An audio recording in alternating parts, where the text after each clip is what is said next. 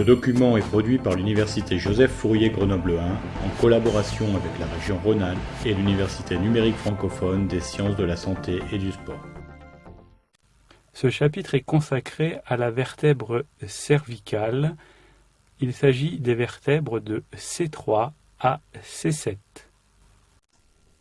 La vertèbre cervicale type concerne la vertèbre C3 à la vertèbre C6.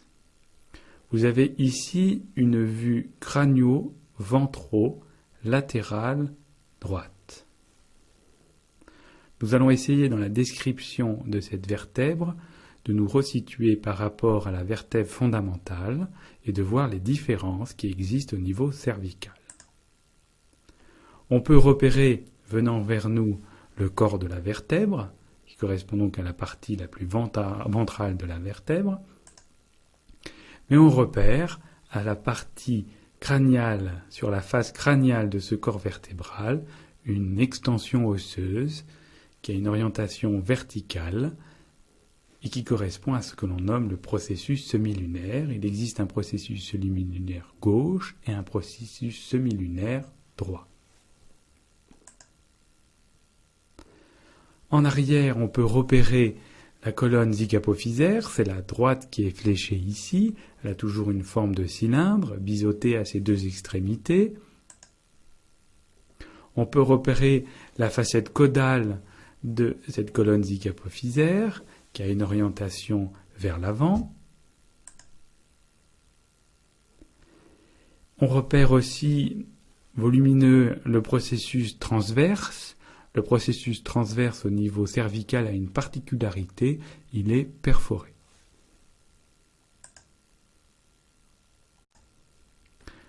Toujours sur la vertèbre cervicale type, cette fois on change d'orientation et on a une vue crâniale. La partie ventrale correspond à la partie inférieure de cette diapositive, la partie dorsale correspond à la partie supérieure. On retrouve le corps, avec, orienté vers nous, la face crâniale du corps. On retrouve, au niveau des colonnes zygapophysaires, la facette zygapophysaire crâniale. C'est la droite qui est fléchée ici, mais c'est symétrique. Cette orientation donc de ces facettes est une orientation crâniale. On retrouve, toujours en cherchant à se rapprocher de la vertèbre fondamentale, l'équivalent du pédicule. Ici, c'est le pédicule gauche qui est fléché. En arrière des colonnes zygapophysaires, les lames, la lame gauche et la lame droite, qui ont une anatomie très proche de la vertèbre fondamentale, qui sont donc insérées à la partie postérieure des colonnes zygapophysaires et qui vont converger vers la ligne médiane pour former le processus épineux.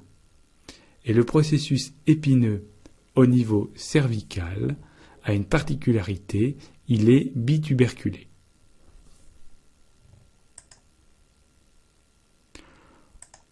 On retrouve latéralement les processus transverses qui sont perforés en leur milieu.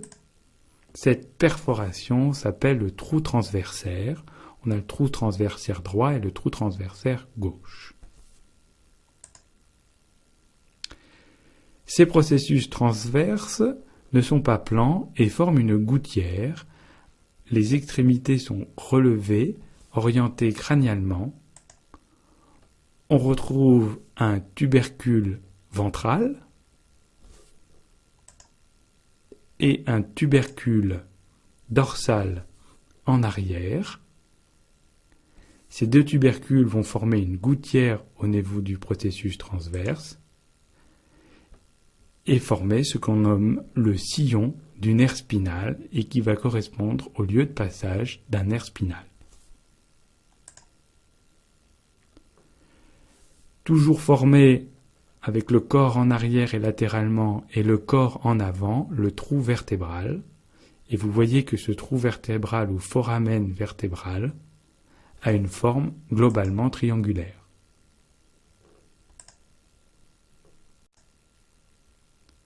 Toujours la même vertèbre, mais cette fois sur une vue ventrale. On retrouve venant vers nous le corps, avec sa face ventrale, qui est médiane, et les faces latérales. On voit en perspective la face crâniale du corps, qui est perforée. C'est sur cette vue qu'on apprécie bien la forme des processus semilunaires. Vous voyez qu'ils sont latéraux, qui ont une orientation crâniale, et c'est le processus semilunaire droit qui est représenté ici. Plus en arrière, on retrouve les colonnes zygapophysaires, et c'est la zygapophyse crâniale droite et gauche que l'on peut voir, et c'est la gauche qui est fléchée ici. De la même façon, on peut avoir la partie inférieure des colonnes zygapophysaires, la zygapophyse caudale, avec sa facette articulaire qui est orientée vers nous, c'est-à-dire vers l'avant. On retrouve comme précédemment le sillon du nerf spinal, une gouttière formée au niveau du processus transverse, avec le tubercule ventral qui est en avant, qui est vers nous, et le tubercule dorsal qui est en arrière. On peut voir en perspective aussi le trou transversaire à droite et à gauche. En perspective, au fond du schéma, à sa partie inférieure, on retrouve le processus bifide du épineux, typique des vertèbres cervicales. Toujours la vertèbre cervicale type, cette fois sur une vue latérale droite. La plupart des structures anatomiques ont déjà été décrites. On va donc pouvoir les replacer. Tout d'abord, la partie ventrale de cette vertèbre, qui correspond au corps, qui est donc sur la droite du schéma. Vous avez ce qui surplombe le corps, les processus semilunaires. Nous sommes sur une vue latérale droite, c'est donc le processus semilunaire droit que nous voyons.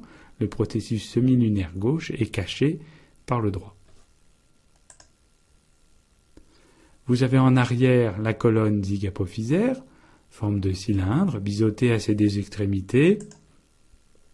En arrière, vous avez les lames. C'est la lame droite qui est visible ici, toujours parce que nous sommes sur une vue latérale droite. Et plus en arrière, en continuité, vous avez le processus épineux. On peut flécher le pédicule droit, tout en sachant que sur ce schéma, le pédicule droit n'est pas visible, mais il se projette à ce niveau. J'ai rajouté à la partie gauche du schéma et tout en haut la vue crâniale que nous avons vue précédemment, afin de vous préciser la localisation du pédicule droit entre le corps et la colonne zygapophysaire. Venant vers nous, sur cette vue latérale, le processus transverse droit, on retrouve sa perforation, le trou transversaire, les tubercules et le sillon, appelé le sillon du nerf spinal.